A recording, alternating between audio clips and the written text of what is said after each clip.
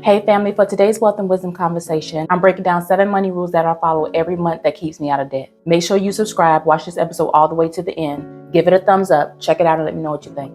Payday money check-ins. Every time that direct deposit hits, I'm opening up my budget sheet. I'm not guessing, I'm not eyeballing, I'm not gonna check it later. I sit down and I see exactly what just came in and what's going out before my money has a chance to slip through my fingers. So my payday check-ins is like my financial grounding moment. It's me saying, okay, here's my inflow, here's my financial obligations, here's what needs to be paid, and this is what I need to save. So on payday, I look at 3 things immediately.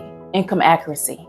Did the amount that hit my account match what I worked? Are my accumulated vacation hours correct? Did I just get my holiday pay for Thanksgiving? Is my retirement contributions correct that's reflected on my pay stub? And I never assume because too many people trust their direct deposit like it can never be wrong. And the second thing I do is I look at what's scheduled to go out. I look at my bills. I look at my auto drafts. I look at my due dates. I look at what's coming up within the next 14 days so nothing catches me off guard. Because I believe when you know what's ahead, you're least likely to be surprised later.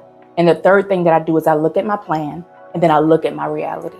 This is where I check to see, does the income that just came in still aligns with the plan I created last month or at the top of the year? Because life changes, my expenses may shift. So I gotta lay eyes on my income and my expenses so I can make the necessary adjustments so I can stay on track with my end of year savings goal or my end of month goal. And this check-in helps me to be honest with myself. It helps me to be accountable. And most importantly, it keeps me out of debt because debt creeps in during the moments when we're not paying attention and when we're not slowing down to lay eyes on what's coming in and what's going out. Like I don't wait until the money is gone to figure out where it went. I tell it where to go before it has the opportunity to leave my pockets or to leave my wallet. So my payday check-in is me being in partnership with my money, not in situationship with my money. I always make sure I pay myself first. I am a firm believer that if I'm going to get up, go to work for 8 or 9 hours a day, then I'm going to ensure that as soon as my paycheck drops, I have a percentage of my pay that goes back to me. Because I believe that I am deserving of financial security. I believe that I am worth making sure that I'm good. Not just for now, but a month from now, 2 months from now, even 3 months from now. Years ago, I went through a gut-wrenching career loss that knocked the wind out of me. It humbled me, it scared me, and I remember saying this to myself. When I rebuild, I will never be financially unprotected again. So when I rebuilt differently. I said, never again will my stability depend on hope, overtime, or luck. I'm going to create my own protection and I'm going to create my own peace. That's why paying myself first became non-negotiable. It wasn't a cute money habit, it was wisdom, and it was the fruit of a painful lesson that I had to learn. And once I experienced the freedom of having something put aside, something that covered me during slow seasons and something that allowed me to breathe when life got heavy, I made paying myself first my forever priority. Because my old priority was pay bills, shop a little, go out here and there, and then whatever I have left, then maybe I may save that. And I made up my mind that I'm not living off of unintentional leftovers. I'm better than that. So I started moving differently because I refused to live in survival mode ever again. I budget for life, not just for bills. Far too often we budget for bills, then we figure life out later when life starts lifing. So rather than me budgeting just for what I owe, I started budgeting for what I know is coming. Because car repairs will happen. Home will require upkeeps. Like for my car, every single payday, $75 go to my car maintenance fund, whether the car is making a noise or not. Because I know at some point, that tire, that battery, that oil change, that brake job is going to show up. And when it does, I know I'm going to be ready. Or if I know I want to upgrade a part of my home in the next 2 or 3 years, I create a separate account and I start putting money into that account. So in 2 or 3 years, when I'm ready to get started, the money is there. And by doing this is what I've learned. Waiting until something breaks or pops or blindsides you will throw you back into survival mode. And survival mode is a place far too many of us have lived in for far too long. Survival mode is a place that I used to live in, and I don't want to go back there. Because when you stay in survival mode too long, it becomes familiar and it becomes normal, but it's not healthy. John Hope Bryant said something so powerful. He said, we've been doing so much with so little for so long that we can almost do anything with nothing. And while that's true, that was only true for the season of time the country was in. When it came to lack of access to resources and lack of access to education and lack of access to opportunities for us Black and brown folks. And the problem with that being true is some of us are making it true forever when it was only true for the time of period in America we were in. Because now we're living in a digital age. Access is everywhere. Knowledge is everywhere. Resources are everywhere. Education is everywhere. And although times have changed, our habits haven't, because we're still operating like we have to figure it out when we get there. We're still coasting in lack, even though abundance is at our fingertips. So because doing almost anything with nothing became our identity, it taught us to be reactive instead of proactive. It conditioned us to expect struggle as a lifestyle instead of a temporary season. And again, abundance is at our fingertips, but in order to pursue abundance, we have to change our mind. That's why I say our mindset is the key to unlocking our financial freedom. That's why I say our mindset can be our moneymaker or our poverty keeper. Changing my mindset is how I break survival habits. It's how I went into preparation mode instead of reactive mode. And budgeting for life instead of only budgeting for bills is one of the core reasons I've formed money habits to help keep me out of debt, but to also protect my financial peace. I don't loan what I can't afford to give, period.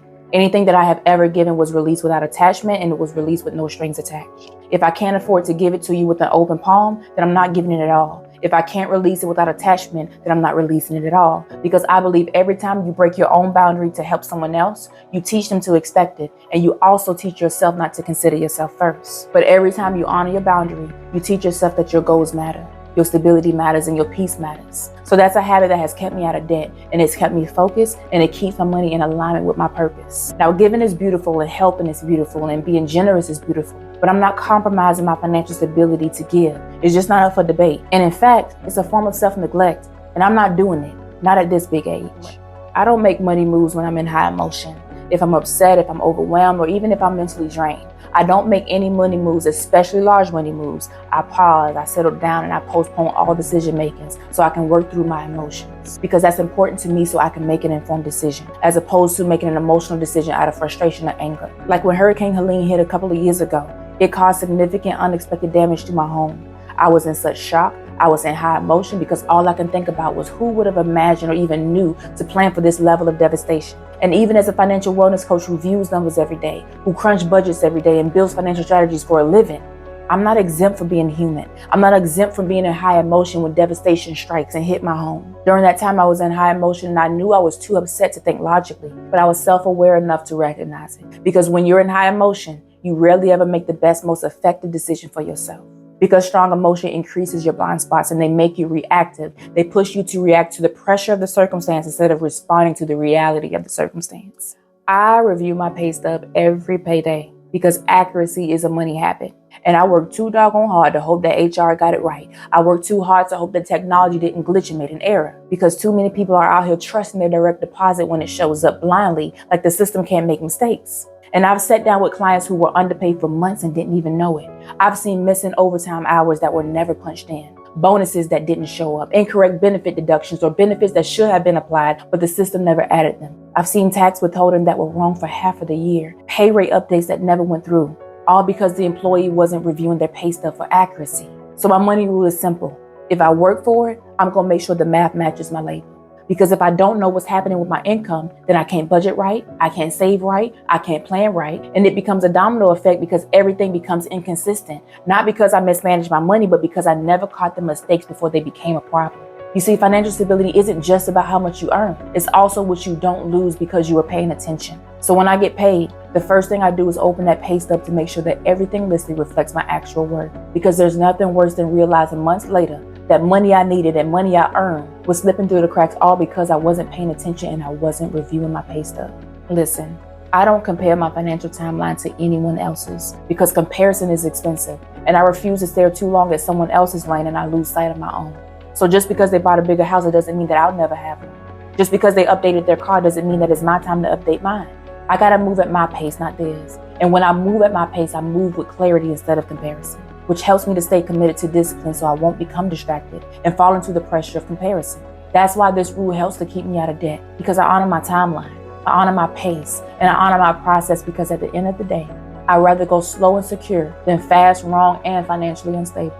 Hey family, I hope you enjoyed today's Wealth and Wisdom conversation as I broke down some of my money rules and my money habits that I apply every single month, especially when I get paid. Drop in the comments below and let me know what are some of your money rules that you use, that you apply every month that has made you financially successful. Make sure you give this episode a thumbs up. Make sure you share this with as many people as you know. Always remember, your mindset is the key to unlocking your financial freedom.